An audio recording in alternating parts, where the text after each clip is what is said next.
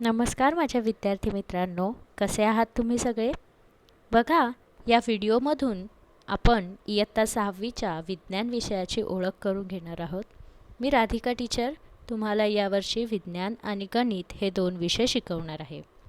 या व्हिडिओमधून आपण काय जाणून घेणार आहोत, तर सगळ्यात आधी मी तुम्हाला आपल्या विज्ञान पुस्तकाविषयी माहिती सांगेन. त्यानंतर त्याच्यामध्ये काय काय धडे आहेत ते आपण बघूया आणि आपल्या विज्ञान विषयाला आपण सुरुवात करूया. बघा मुलांनो, हे आहे आपलं विज्ञान विषयाचं पुस्तक, ज्याच्यावर तुम्हाला लिहिलेलं दिसतंय जनरल सायन्स स्टँडर्ड 6. बरोबर, विज्ञानचं पूर्ण पुस्तक यावर्षी तुम्ही इंग्लिशमधूनच शिकणार आहात. आता या पुस्तकावर तुम्ही जर पाहिलं तर तुमच्या लक्षात येईल की या पुस्तकावर त्यांनी अनेक छोटे मोठे प्रयोग दिलेले आहेत आणि हे प्रयोग करणारी सगळी लहान मुलं आहेत. आज तुमच्या लक्षात येत असेल की लहान मुलंच का दाखवलेली आहेत, कारण की त्यांना तेच अपेक्षित आहे की या पुस्तकामध्ये जे काही छोटे मोठे प्रयोग त्यांनी तुम्हाला दिलेले आहेत ते तुम्ही प्रत्यक्ष करून बघणं गरजेचं आहे. कारण मुलांनो, प्रयोग किंवा विज्ञान हा विषय असा आहे की जेव्हा तुम्ही तो प्रत्यक्ष करून बघाल तेव्हाच तुम्हाला तो समजेल. विज्ञान हा विषय पाठांतराचा नाही आहे, तो विषय प्रात्यक्षिकांचा आहे. त्यातले जे वेगवेगळे प्रयोग आहेत ते तुम्ही स्वतः करून बघणं अपेक्षित आहे. विज्ञान तुम्ही वाचायला नाही, विज्ञान तुम्ही जगायला शिकलं पाहिजे. आणि ह्या पुस्तकावर आपल्याला त्यांनी तेच थोडक्यात दाखवलेलं आहे की हे जे काही लहान मुलं आहेत जी पुस्तकाच्या बाहेर जाऊन वेगवेगळ्या ठिकाणी जाऊन प्रयोग करून पाहत आहेत, प्रत्यक्ष त्याचा अनुभव घेत आहेत आणि त्याच पद्धतीने तुम्ही विज्ञान शिकू शकता. तर चला मग आपण ह्या प्रवासाला सुरुवात करूया. विज्ञान विषयाला काय काय धडे आपण यावर्षी शिकणार आहोत ते बघूया. बघा मुलांनो, इथे आपल्याला आपल्या धड्यांचे नावं दिसत आहेत. म्हणजे ह्या पुस्तकामध्ये एकूण 16 धडे आहेत आणि या 16 धड्यांचं विभाजन आपण 2 गटात करतो. जसं प्रथम सत्र आणि द्वितीय सत्र असतं आपलं. तर प्रथम सत्रामध्ये आपण 8 धडे घेणार आहोत आणि द्वितीय सत्रामध्ये सुद्धा 8 धडे आहेत. आणि या व्हिडिओमध्ये आपण आपल्या प्रथम सत्रातल्या पहिल्या धड्याचा अभ्यास करणार आहोत. पहिला धडा आहे आपला natural resources, air, water and land. चला तर मग आपल्या प्रथम सत्राच्या पहिल्या धड्याला आपण सुरुवात करूया. बघा मुलांनो, आपल्या धड्याचं नाव आहे natural resources, air, water and land. याच्यामध्ये मी पार्ट 1 असं लिहिलेलं आहे, कारण की हा पूर्ण धडा एकाच व्हिडिओमध्ये बसवणं शक्य नाही आहे. त्यामुळे आपण त्याला वेगवेगळ्या पार्ट्समध्ये डिवाईड केलेलं आहे. चला तर मग आपण या धड्याचा पार्ट 1 सुरू करूया. In this picture you can see various layers of atmosphere. That layers are troposphere, stratosphere, mesosphere, thermosphere and exosphere. In the last standard you already you have learned all these spheres. Troposphere जे आहे त्या ट्रोपोस्पियरमध्ये तुम्ही बघू शकता की तिथे एक aeroplane आहे. You can see the aeroplane over there.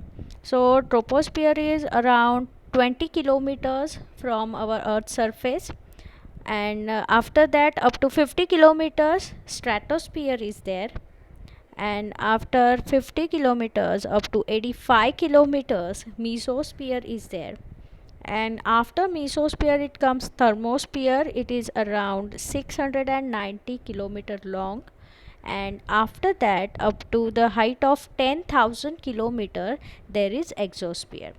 You people, you all have learned about this in the last standard. So now let's see something more about our atmosphere. या आधीच्या वर्गामध्ये तुम्ही हे सगळे स्पियर्स अभ्यासलेले आहेत, ज्यांची नावं तुम्हाला नक्कीच माहीत आहेत. Troposphere, stratosphere, mesosphere, thermosphere and exosphere. आता यानंतर आपण यावर्षी थोडक्यात आणखीन माहिती मिळवणार आहोत आपल्या ॲटमॉस्फिअरबद्दल. तर आपल्या पुढच्या स्लाईडवरती आपण माहिती मिळवतो आहे ॲटमॉस्फिअरबद्दल. बघा मुलांनो, इथे मी तुम्हाला स्पियर्स ऑफ अर्थ दाखवलेले आहेत. मग अर्थचे जे स्पियर्स आहेत तर त्याच्यामध्ये कोणते कोणते स्पियर्स येतात?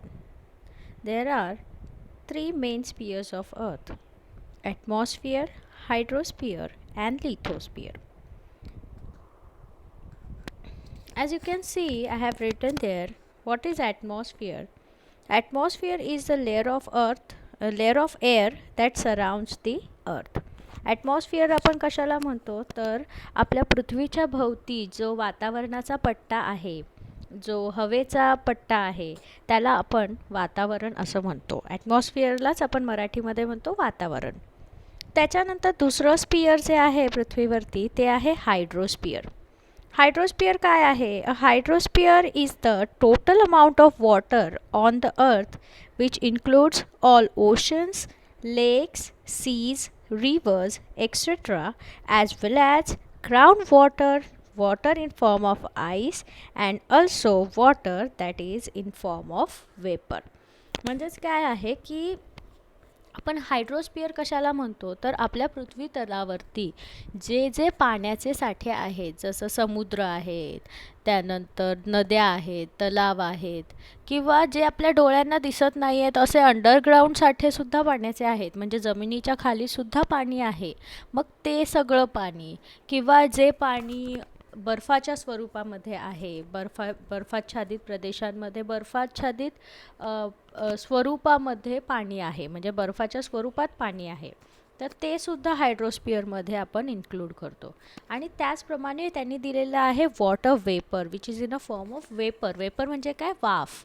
वाफेच्या स्वरूपामध्ये जे पाणी पृथ्वीवर आहे ते सुद्धा आपण हायड्रोस्पियरमध्येच काउंट करणार आहोत. म्हणजेच काय आहे की पृथ्वी तलावर जिथे जिथे पाण्याचा साठा आहे, जिथे जिथे पाणी आहे, तो सगळा भाग आपण हायड्रोस्पियरमध्ये काउंट करत असतो. आता हायड्रोस्पियर पृथ्वीवर सगळ्यात मोठं आहे, कारण की पृथ्वीवरचा 71% भाग 71% of the total earth is included in hydrosphere. Hydrosphere नंतर पुढचं आहे लिथोस्पियर. आता लिथोस्पियर म्हणजे काय तर ज्याला आपण म्हणतो जमीन. पृथ्वीवरती जमीन किती टक्के आहे तर 29% जमिनीचा भाग आहे. लिथोस्पियरची डेफिनेशन काय दिली आहे बघा. तर लिथोस्पियर इज सॉलिड. सॉलिड म्हणजे काय? स्थायू स्वरूपातली. Outer part of the earth और also we say it as land. Lithosphere म्हणजे काय की पृथ्वीचा जो वरचा भाग आहे, पृथ्वीचा जो आउटर लेयर ज्यापासून बनलेला आहे, बाह्य भाग ज्यापासून बनलेला आहे, तो कशापासून बनलेला आहे? जमिनीपासून बनलेला आहे. मग त्या जमिनीलाच लिथोस्पियर आपण म्हणतो. म्हणजे जमिनीचा जो भाग आहे त्याला आपण म्हणणार लिथोस्पियर. आता इथे तुम्हाला आणखीन एक या आकृतीमध्ये आणखीन एक स्पियर दिसतंय, त्याला त्यांनी म्हटलेलं आहे बायोस्पियर. बायोस्पियर आपण कशाला म्हणतो तर ऑल लाईफ ऑन अर्थ. आता तुम्हाला माहिती आहे की हायड्रोस्पियरमध्ये सुद्धा लाईफ आहे, जलचर आहेत. त्याचप्रमाणे लिथोस्पियरवर सुद्धा लाईफ आहे, कारण की खूप सारे ॲनिमल्स आहेत, प्लांट्स आहेत, हे सगळे लिथोस्पियरवरती राहत असतात. आणि ॲटमॉस्फिअरमध्ये सुद्धा अनेक छोटे मोठे जीवजंतू आहेत, व्हायरस आहेत, बॅक्टेरियाज आहेत, किंवा काही पक्षीसुद्धा ॲटमॉस्फिअरमध्ये उडत असतात. मग हे सगळे जे स्पियर्स आहेत अर्थवरचे, या प्रत्येक स्पियरमध्ये लाईफ आहे आणि त्यालाच आपण म्हणतो biosphere. Biosphere is nothing but all life on the अर्थ. पृथ्वीवरती जे काय म्हणता येईल जीवन आहे पृथ्वीवरचं, त्यालाच आपण बायोस्पियर असं म्हणतात. समजले सगळे स्पियर्स सगळ्यांना? ओके. बघा, या आधीच्याच क्लिपमध्ये मी तुम्हाला सांगितलं की hydrosphere occupies 71% area on the अर्थ. तर ह्याच्यामध्ये पण मी तेच दाखवलेलं आहे. ब्लूमध्ये तुम्हाला जे दिसते त्याच्यामध्ये हायड्रोस्पियर आहे ते. आणि हायड्रोस्पियर किती जागा व्यापत आहे तर 71%. Hydrosphere occupies a much larger part of earth, that is 71%. and lithosphere occupies 29% part of the अर्थ. म्हणजे आता लिथोस्पियर म्हणजेच काय? जमिनीचा भाग किती आहे? फक्त 29%. आणि जिथे जल आहे किंवा हायड्रोस्पियर जे आहे ते एकूण आहे 71%. अशी मिळून 100% आपली पृथ्वी बनलेली आहे. आता हे सगळे स्पियर्स बघितल्यानंतर आपण प्रत्यक्ष आपले जे वेगवेगळे नॅचरल रिसोर्सेस आहेत यांचा अभ्यास करायला सुरुवात करणार आहोत. सगळ्यात आधी आपण सुरुवात करूया एअरपासून. Air a natural resource. आता तुम्हाला माहिती आहे की air is a mixture of gases, म्हणजे आपल्या एअरमध्ये वेगवेगळ्या प्रकारचे गॅसेस आहेत. आणि इथे एका छोट्याशा डायग्राममधून मी तुम्हाला दाखवलेलं आहे की एअरमध्ये नॉर्मली कोणत्या कोणत्या प्रकारचे गॅसेस असतात आणि त्यांचं प्रपोर्शन किती आहे एअरमधलं. तर बघा, इथे आपल्याला दिसतं सगळ्यात जास्त प्रमाण जे आहे एअरमध्ये ते आहे नायट्रोजनचं. नायट्रोजन इज 78%, म्हणजे एअरमध्ये सगळ्यात जास्त प्रमाणात जो वायू आढळून येतो तो आहे नायट्रोजन. आणि त्याच्यानंतर ऑक्सिजनचं प्रमाण आहे 20.9%, किंवा जे तुम्हाला पुस्तकामध्ये 21% असं सुद्धा दिलेलं आहे. म्हणजे ऑक्सिजनचं प्रमाण किती आहे 20.9%, किंवा तुम्ही 21% असं सुद्धा म्हणू शकता. त्याच्यानंतर आहे अर्गॉन गॅसेस, त्याचं प्रमाण आहे 0.09%. Other gases which includes various types of gases, and their proportion is only 0.17%, and carbon dioxide is 0.03%. म्हणजे आपल्या एअरमध्ये इथे त्यांनी सगळ्या गॅसेसची नावं दिलेली नाही आहेत, पण फक्त जे मेनली आहेत, मेन असे जे मोठे मोठे आहेत जे तुम्ही बघू शकता किंवा ऑब्झर्व करू शकता हवेमध्ये, त्या गॅसेसचीच नावं त्यांनी दिलेली आहेत. सगळ्यात जास्त प्रमाण जे एअरमध्ये आहे ते आहे नायट्रोजनचं, which is 78%, and after that it's oxygen which is 21%, and after that carbon dioxide and various argon gases, inert gases, त्यांचं सगळ्यांचं प्रमाण त्यांनी इथे दिलेलं आहे. आता proportion of various gases in air, you can see there proportion of various gases in air, so that we call air as a mixture. Air is mixture of various gases. एअरला आपण mixture म्हणतो, मिश्रण म्हणतो, कारण की एअरमध्ये कुठला तरी एकाच प्रकारचा वायू नाही आहे, त्याच्यामध्ये वेगवेगळ्या प्रकारचे वायू आहेत जे एकमेकांमध्ये मिक्स झालेले आहेत. So that we call air as a mixture. बघा, इथे आपल्याला some uses of gases in air याबद्दल माहिती दिलेली आहे. म्हणजे एअरमध्ये जे वेगवेगळे गॅसेस आहेत त्यांचा आपल्याला काय उपयोग होतो ते याच्यावरून आपल्याला लक्षात येईल. सगळ्यात पहिलं आहे nitrogen. Nitrogen helps living things to build the necessary proteins, also useful in production of ammonia and airtight packaging of foodstuff. Nitrogen एवढ्या मोठ्या प्रमाणात एअरमध्ये आहे आणि आपल्याला त्याचे उपयोग माहीत नव्हते, पण आता बघा आपल्या लक्षात येतं की आपल्या लिव्हिंग थिंग्समध्ये जे प्रोटीन्स बिल्ड करण्याचं जे काम असतं हे नायट्रोजन करत असतं. त्याचप्रमाणे अमोनियाचं प्रोडक्शन करण्यामध्ये सुद्धा नायट्रोजनचा उपयोग होतो.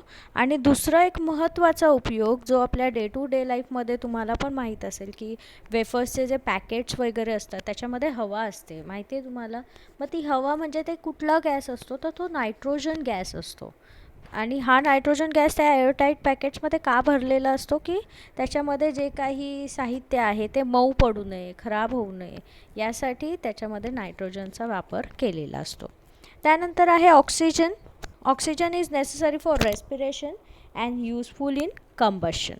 तुम्हाला सगळ्यांना माहिती आहे, तुम्ही 3री-4थीला असताना हा प्रयोग इथे छोटासा मी दाखवलेला आहे, तो सगळ्यांनी करून पाहिलेला आहे. तुम्हाला माहिती आहे की ऑक्सिजन हा ज्वलनासाठी, ज्वलन म्हणजेच काय, कंबशनसाठी म्हणजे ज्वलनासाठी ऑक्सिजन अत्यंत गरजेचा असतो. जसं ह्या मेणबत्तीचा प्रयोग तुम्हाला माहिती आहे की जर पेटती मेणबत्ती आहे आणि त्याच्यावरती मी एखादा काचेचा ग्लास उपडा ठेवला असेल तर ती मेणबत्ती विझून जाते थोड्या वेळाने. असं का होतं, कारण की हवेतला ऑक्सिजन ती थोडा वेळ जळत राहते, जोपर्यंत ग्लासमध्ये ऑक्सिजन आहे तोपर्यंत ती जळते आणि त्यानंतर ती विझून जाते. का? कारण आपल्या सगळ्यांना माहीत आहे की ती मेणबत्ती पेटती राहण्यासाठी तिला हवेतील ऑक्सिजनची आवश्यकता असते.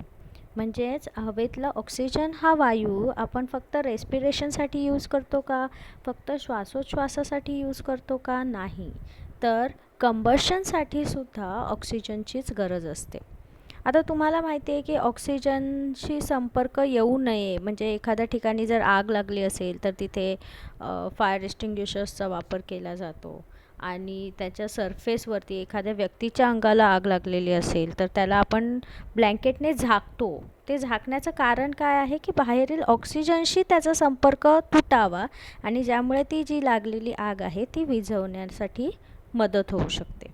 म्हणजे ज्वलन होण्यासाठी ऑक्सिजनची आवश्यकता असते. ऑक्सिजनचे उपयोग कळाले तुम्हाला? नायट्रोजन आणि ऑक्सिजन नंतर पुढचे काही गॅसेस आहेत अर्गॉन. अर्गॉन या गॅसचा उपयोग इलेक्ट्रिक बल्ब्समध्ये केला जातो. त्यानंतर पुढचा गॅस आहे तो आहे helium. It is used for obtaining low temperature and also for generating lifts in airships. एअरशिप्समध्ये एअरशिप्सना लिफ्ट करण्यासाठी, वरती उचलण्यासाठी हेलियमचा वापर केला जातो. हेलियमचे फुगे पण तुम्हाला माहीत असतील की असे फुगे असतात बघा, जे हवेमध्ये सोडले तर डायरेक्ट वरती उडत जातात. त्याच्यामध्ये हेलियम गॅस भरलेला असतो, कारण हेलियम गॅस हा हवेपेक्षा हलका असतो आणि त्यामुळे जेव्हा तुम्ही तो फुगा हातातून सोडता तो डायरेक्ट वरवर उंच आकाशामध्ये उडत जातो. तर हेलियम हा गॅस जो आहे तो त्याच पद्धतीचे फुगे म्हणा किंवा ज्याला एअरशिप्स म्हटलं जातं ते उडवण्यासाठी हेलियमचा वापर केला जात असतो. यानंतर आहे carbon dioxide. Plants uses it for producing their food. It is also used in fire extinguishers.